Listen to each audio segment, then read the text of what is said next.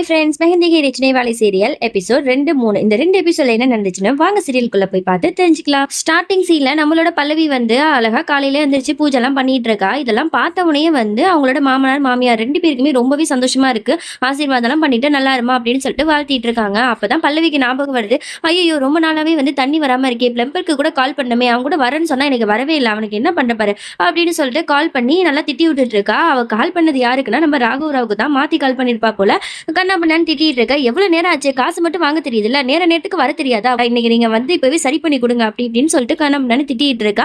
ராகுவுக்கு ஒண்ணுமே புரியல. யாரு நீங்க, என்ன பேசிட்டு இருக்கீங்க லூச மாதிரி அப்படிங்கிற மாதிரி அவன் கத்த. 2 பேருக்கும் நடுவுல என்ன ஏதுன்னு தெரியாமலே வந்து ஆர்கியூமெண்ட் போயிட்டு இருக்கு. அதுக்கப்புறம் தான் பல்லவிக்கு புரியுது, ஐயோ நம்ம ராங் நம்பர் தப்பா கால் பண்ணிட்டோமோ அப்படின்னு சொல்லிட்டு டக்குன்னு போனை கட் பண்ணிட்டு எஸ்கேப் ஆயிடுறா. வீட்டுல உள்ளவங்க எல்லாரும் சேர்ந்து கோயில்ல பூஜை பண்ணலாம் அப்படின்னு சொல்லிட்டு போயிட்டு இருக்காங்க.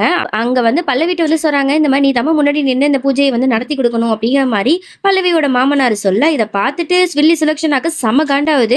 இவ ஒரு விதவை, இவளை வந்து வீட்லயே தான் அடைச்சு வைக்கணும், அதை விட்டுட்டு இங்க கூட்டு வந்ததே பெரிய விஷயம், இதுல இந்த பூஜையை வந்து இவத்தான் முன்னாடி நின்று நடத்தி காட்டணுமா, இதெல்லாம் கொஞ்சம் ஓவரா இல்ல அப்படி இப்படின்னு சொல்லிட்டு ரொம்பவே வந்து கோவமா மட்டமா போட்டு பல்லவியை திட்டிட்டு இருக்காங்க.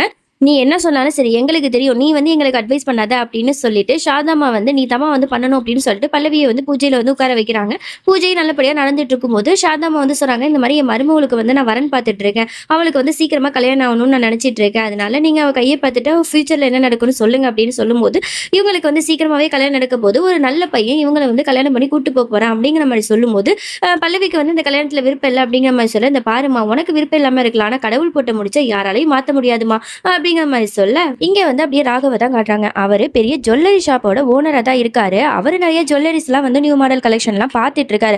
அப்ப அங்க ஒரு பொண்ணு வந்து இவரையே பார்த்து சைட் அடிச்சிட்டு இருக்கா. வேணுக்கிட்டே அவனை இம்ப்ரெஸ் பண்ணணும்னு சொல்லிட்டு என்னென்னமோ ட்ரை பண்ணிட்டு இருக்கா. ஆனா ராகவ வந்து இதெல்லாம் பெருசா கண்டுக்கிற மாதிரி தெரியல. சீட்டிங் பண்ணிட்டு இருக்கா. அவளோட பாய் ஃப்ரெண்ட் பக்கத்துல தான் இருக்கான். அப்படி இருந்தாலும் இந்த மாதிரி வந்து நம்ம ராகவ வந்து சைட் அடிச்சிட்டு இருக்கா. ஆனா இவன் வந்து கண்டுக்கல. அப்படியே இங்க பல்லவியை காட்டுறாங்க. அவ காலையிலேயே எந்திரிச்சு சீக்கிரமா கடைக்கு போய் வேலை பார்க்கலான்னு போயிட்டு இருக்கும்போது அங்க கீர்த்தி வரா. கீர்த்தி பின்னாடி ஏதோ ஒரு பையன் வந்து பின்னாடி தொடர்ந்து வந்துட்டு இருக்கான்.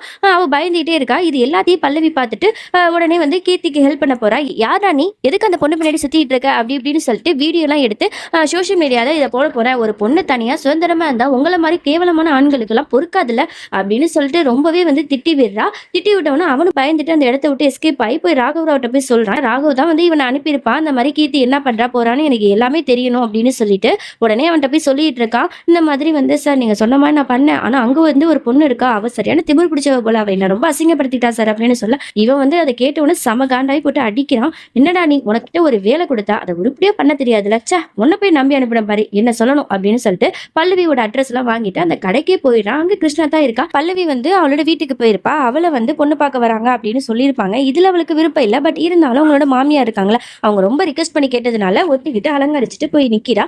மாப்பிள்ளை வீட்லயே வந்துட்டு பல்லவி ரொம்பவே பிடிச்சி போயிருது. இதெல்லாம் சுலக்ஷனாக்கு சுத்தமா பிடிக்கல. ஏதாவது பண்ணி இந்த கல்யாணத்தை நிறுத்தணும்னு நினைக்கிறா. அப்படின்னு பல்லவி வந்து எங்க வீட்டு பொண்ணெல்லாம் கிடையாது, இது எங்க வீட்டு மருமவ, எங்க வீட்டுக்கு வாழ வந்த பொண்ணு அப்படிங்கிற மாதிரி சொல்ல, இவ விதவைங்கிற விஷயத்தையும் சொல்ல, இதை கேட்டோன்னா அவங்களுக்கு எல்லாம் பயங்கர ஷாக் ஆகுது. என்ன சொல்றீங்க, உங்களோட பொண்ணுன்னு நினைச்சிட்டு தான் நான் வந்து இங்க சம்மந்தம் பேச வந்த, மருமகளுக்கே வந்து இந்த மாதிரி பையன் பார்த்து கல்யாணம் பண்ணி வைக்கிறீங்களா, சேச்சே என்ன குடும்பம் இது, இதுக்கப்புறம் ஒரு நிமிஷம் இங்க இருக்கக்கூடாது, வாடா போலாம் அப்படின்னு சொல்லிட்டு ரொம்பவே மட்டமா தப்பா பேசுறாங்க. இதெல்லாம் பார்த்துட்டு பொறுக்காத பல்லவிக்கு பயங்கரமா கோவம் வருது. போதும் நிறுத்துங்க அப்படிங்கிற மாதிரி கத்திட்டே எழுந்திருக்கிறா. அதோட இந்த எபிசோட் முடிஞ்சிச்சு.